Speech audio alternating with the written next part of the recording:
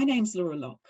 I'm one of the leaders of Streatham Baptist Church, and I'm going to be talking with Wonett Hall tonight. We've known each other for several years as members of our church, but tonight I'm going to be asking her specifically about some difficult and deep experiences, her personal experiences of racial injustice, and that's specifically to help us appreciate things from her perspective. But before I get to that, I'd like her to introduce herself. So Wonett, hi and welcome. Hi, Laura. Thank you for inviting me to participate in this series of talks. I hope what I share tonight will benefit both our church, but the wider community that we are embedded in and the world in general. So I was born in Jamaica in the West Indies, not long off from independence from Britain. I arrived in the UK in 1972, finished my schooling, and apart from 2.5 years in a commercial banking setting, the whole of my working life to present day has been in the civil service. I always joke to colleagues and to outsiders, we're civil and we serve. And I really take that seriously. So I've been a part of Streatham Baptist Church community for 30 plus years. Previously, I was a member of Balham Baptist Church. Now, we've both been part of the SBC Racial Justice Group, which was started in the summer of 2020 last year, following George Floyd's tragic murder. Before I ask you about that, I'd like you to outline what the Racial Justice Group in our church is and what it might be trying to achieve from your perspective. I believe it's extensive examination of how the different races and cultures in our church relate. It acknowledges past hurts, if there are any, and undertake to lovingly eradicate the causes of such hurts and encourage us on a more harmonious path. That's only half the task, of course, since we are not a monastic group cocooned from the world around us. We have to relate to one another in church as well as outside. And it is the Lord's will that we should, we talk about thy kingdom come. Well, the kingdom is not just what goes on in church. So I think it sets us up. If we can self-examine sometimes, we'll come to a better understanding of ourselves and we take ourselves out into the world and interact better. Thank you. It's quite deep and something for us to reflect on. Similarly, I was deeply moved having heard you share the impact of George Floyd's death on you. So for me, although there was a string of other killings before this one brought me back to the Rodney King beating in 1991 for two reasons. That was caught on camera, and so was George Floyd's killing, and it made me terrified. I was really terrified that perhaps how it was going to turn out, the outcome of the George Floyd investigation was just going to be the same as the Rodney King one. Mm-hmm. And, it didn't matter that it was on camera. Mm-hmm. The racist attitude, didn't give a stuff about that.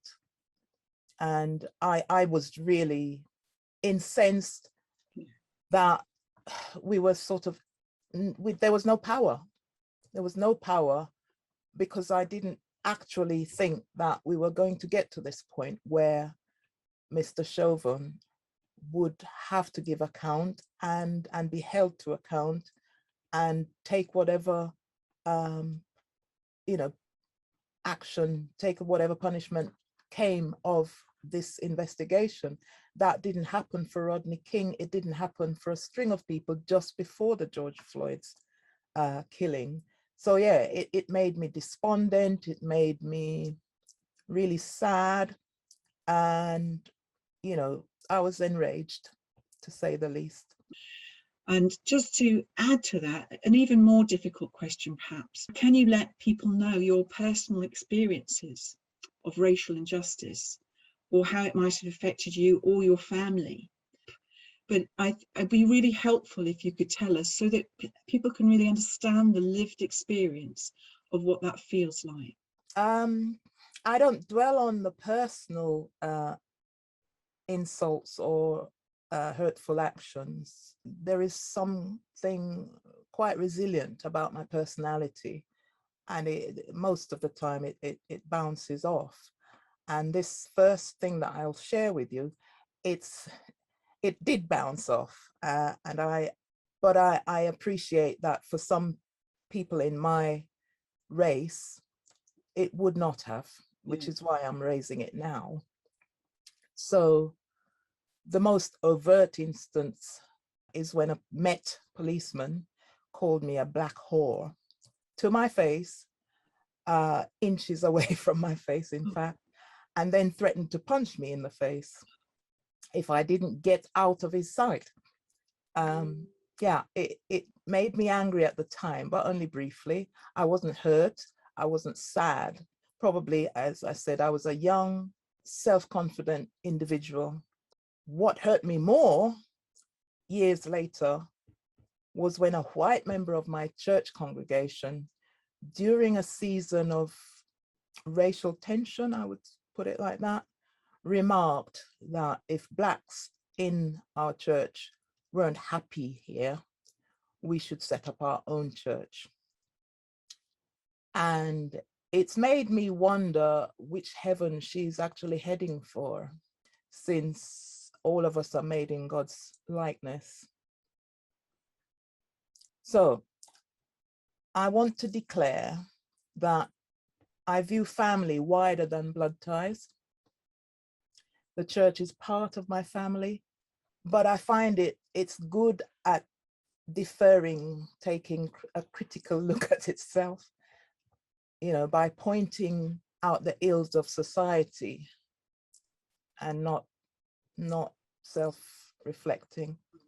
Another tactic it uses well is that politics is what the world does, not what Christians should engage in. I've heard that so many times in church environment, and it does enrage me when I think back of Christ's rage, when he took a whip to people in the temple. I think we have some work to do, Laura. That's all I would say, really.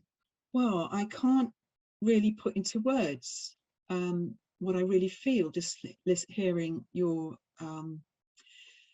response to me, because I feel quite taken aback.